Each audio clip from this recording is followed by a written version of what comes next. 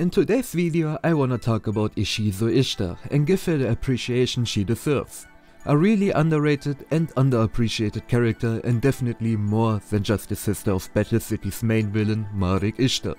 She already received a lot of love due to getting upgraded cards in the TCG that were actually meta changing, but I also want to show you how important she was to the story and what influences she had on characters like the Pharaoh or especially Seto Kaiba. Ishizu was a reasonable child of tomb keepers and also a very loving and supporting sister to Marek. Due to being the only blood-related son of the Ishtar family, Marek wasn't allowed to step outside of their hideout deep underground, because he got a glimpse of memory carved into his back that needed to be protected at all costs. Marek dreamed of seeing the outside world just once for a long time, and Ishizu was ready to give him that look outside of their hideout, after Rishi promised to cover them up meanwhile. But their father already took measures to make sure to know if they would ever go outside, and punishing Rishid for letting them out. Whenever the siblings came back, they saw what their father did to Rishid, which reawakened Marek's darker personality, who took the Millennium Road and punished his father to death for filling him with hatred and pain. If you'd like to know more about Marek's past and what exactly Yami Marek is, I recommend you to watch my The Birth, Life and Death of Yami Marek explained video after this one. Anyways, after all of that, Ishizu split ways with Marek, who became obsessed with killing the Pharaoh, and Rishid, who stayed loyal to Marek and supported him with everything he does. While Marek went against his duties as a tomb keeper, Ishizu kept holding onto it and worked her way up as an important person in the Egyptian government, who observes and protects ancient Egyptian artifacts and excavations all around the world.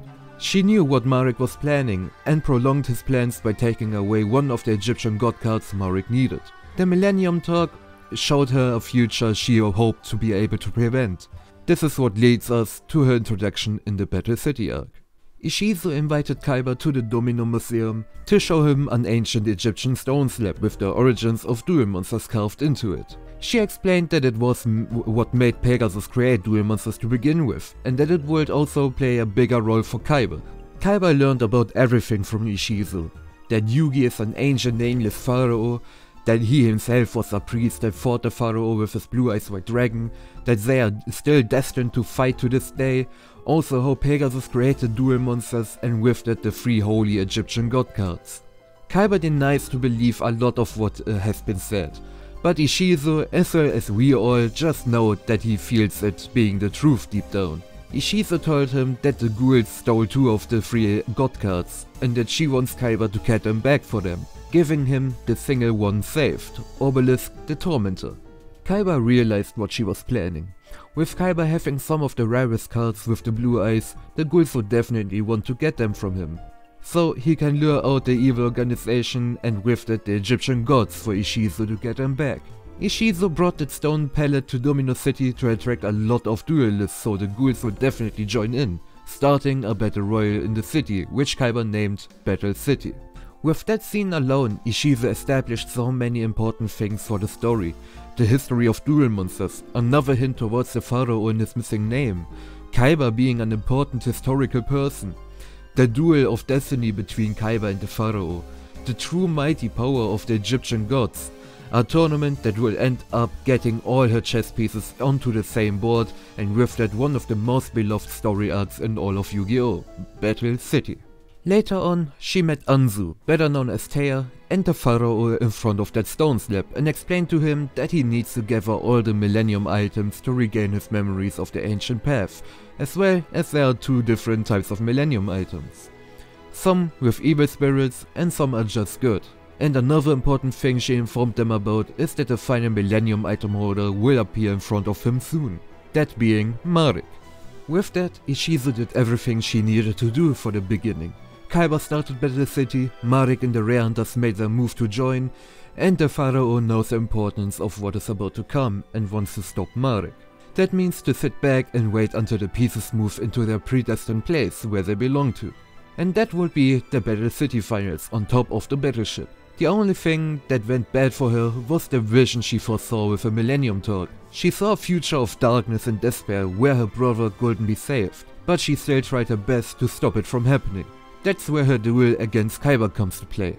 This duel was the first time where her foreseen future didn't happen. She was fated to win against Kaiba by letting him defeat himself with his own god card.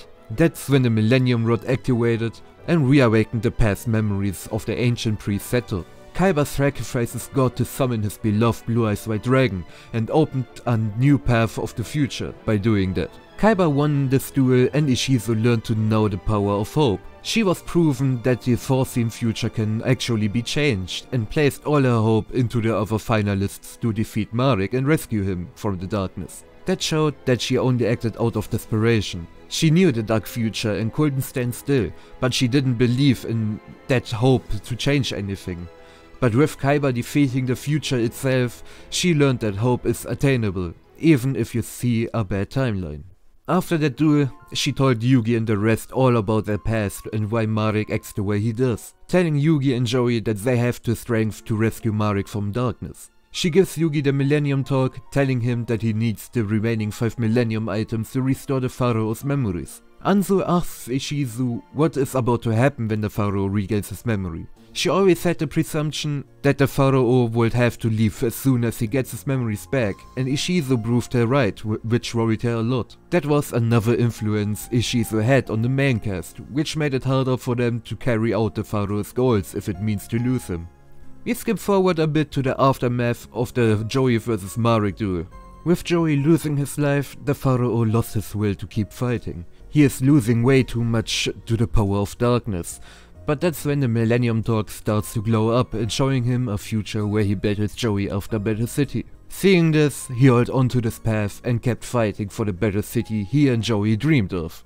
Yet again, another influence that stopped the Pharaoh from quitting to go any further.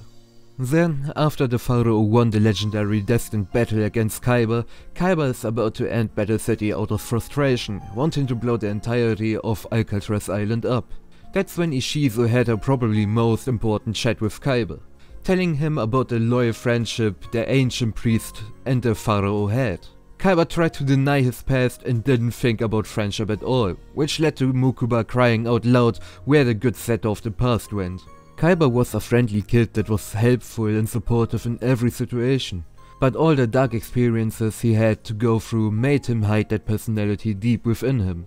Ishizu asks Kaiba what he thinks the chances are for the Pharaoh to defeat Marek. He says that he has a 3% chance of winning against Ra, and that the only card to stop Ra would be Devil's Sanctuary, which Kaiba owned, which would also just push the winning chance to 20%. Kaiba then tries to mock her by asking how she feels with everything looking so hopeless now, which Ishizu responded with saying that she believes in the Pharaoh and if that won't work out that she gladly stays on the island to be buried together with it underwater. That shocks Kaiba because it is the same thing Kaiba did in the past on Duelist Kingdom. He was risking his life to save Mukuba. If he can't rescue him, he would have no reason to live anymore, and Ishizu mirrored him exactly in that regard. That flipped a switch in Kaiba. He thinks about giving friendship a try, seeing if that's really where the Pharaoh drew out all of his power from. He gave him the Devil's Sanctuary card to higher his chance of winning against Marek, turning into the Kaiba from the past Mukuba wanted to see again. An enormous influence Ishizu got on Kaiba here. She freed him of his nearly last shackles and to forget about him being defeated.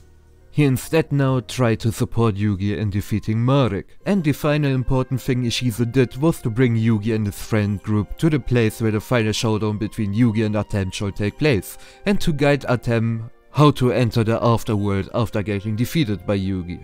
I hope all of that just showed you the importance Ishizu had on the story. Without Ishizu there wouldn't have been Battle City, without her we wouldn't have the Battle of Gods, without her we wouldn't have the development Kaiba went through, and so much more. She was the reason why the story was able to progress the way it did. Like this video if you enjoyed it, and tell me in the comments down below if I was able to change your mind about Ishizu. I really hope she will get the appreciation she deserves going forward. Thank you all for watching. Don't forget to subscribe to this channel if you want to see more interesting Yu-Gi-Oh content in future. Have a nice day and see you in my next videos. Bye!